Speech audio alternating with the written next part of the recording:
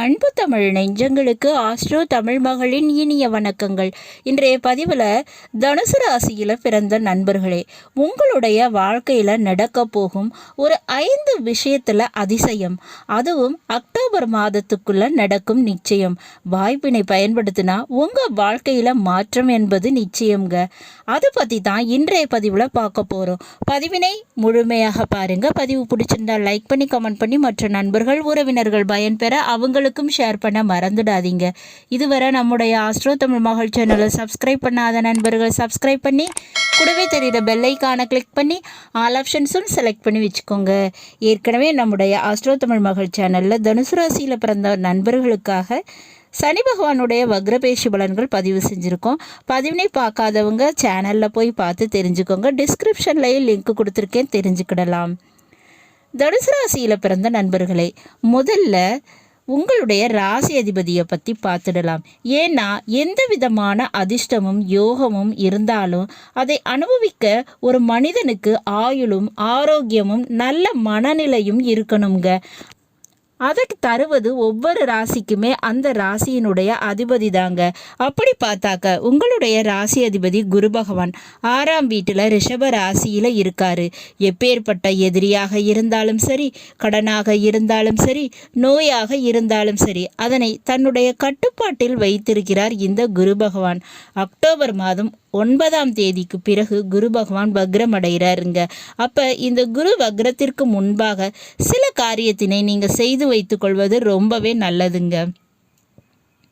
இந்த நேரத்தில் சனி பகவான் ஏற்கனவே வக்ர நிலையில் இருக்காரு. நவம்பர் மாதம் 15ஆம் தேதி வரை கும்பராசியில் இருக்கக்கூடிய சனி பகவான் வக்ர நிலையில் தான் இருப்பார். அக்டோபர் 9ஆம் தேதிக்கு பிறகு சனியும் வக்ரம், குருவும் வக்ரம், 2 பேருமே வக்ர நிலையில் இருப்பாங்க. 3ஆம் வீட்டில் சனி பகவான் வக்ரமாக இருப்பார். 6ஆம் வீட்டில் குரு பகவான் வக்ரமாக இருப்பார்.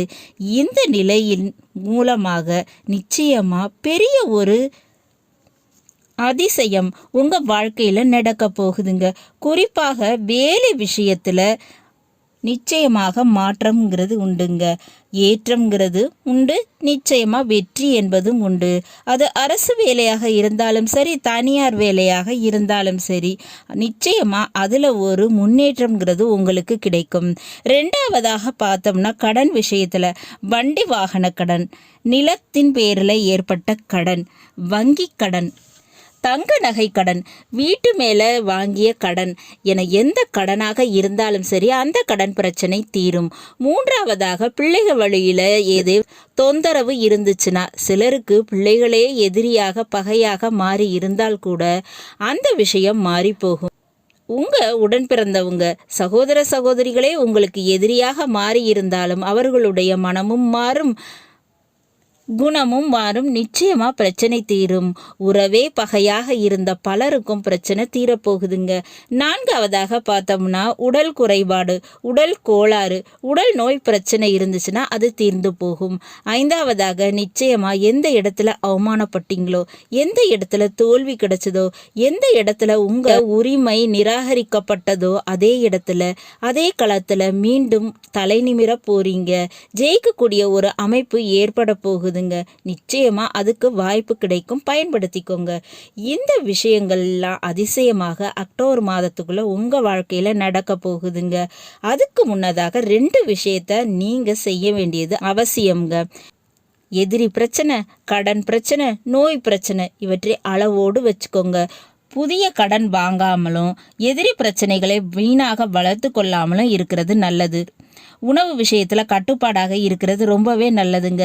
இதை ஃபாலோ பண்ணிக்கிட்டா அக்டோபர் மாதத்திற்கு பிறகு மிகப்பெரிய மாற்றம் உங்களுக்கு கிடைக்குங்க. மேலும் புதியதாக வண்டி வாகனம் வாங்குறது, வண்டி வாகனத்தில் தேவையில்லாத ஆடம்பர செலவுகள் செய்கிறது, இவற்றையும் நீங்கள் குறைச்சிக்கிடணும். இந்த விஷயத்தை எல்லாம் ஞாபகத்தில் வச்சுக்கோங்க. மற்றபடி கவலை வேண்டாம். நிச்சயமாக மாற்றங்கள்ங்கிறது உங்கள் வாழ்க்கையை நிச்சயமாக ஏற்றத்துக்கு அழைத்து செல்லக்கூடியதாக இருக்கும். நல்லது நண்பர்களே, பதிவு உங்களுக்கு பிடிச்சிருக்கும்னு நினைக்கிறேன். பிடிச்சிருந்தா லைக் பண்ணி கமெண்ட் பண்ணி மற்ற நண்பர்கள் உறவினர்கள் பயன்பெற அவங்களுக்கும் ஷேர் பண்ண மறந்துடாதீங்க. இதுவரை நம்முடைய ஆஸ்ட்ரோ தமிழ் மகள் சேனலை சப்ஸ்கிரைப் பண்ணாத நண்பர்கள் சப்ஸ்கிரைப் பண்ணி கூடவே தெரியுற பெல் ஐகானை கிளிக் பண்ணி ஆல் ஆப்ஷன்ஸும் செலக்ட் பண்ணி வச்சுக்கோங்க. மீண்டும் ஒரு நல்ல வாய்ப்பினில் உங்கள் அனைவரையும் சந்திக்கிறேன். அதுவரை ஆஸ்ட்ரோ தமிழ் மகளின் அன்பு கலந்த வணக்கங்கள். நன்றி.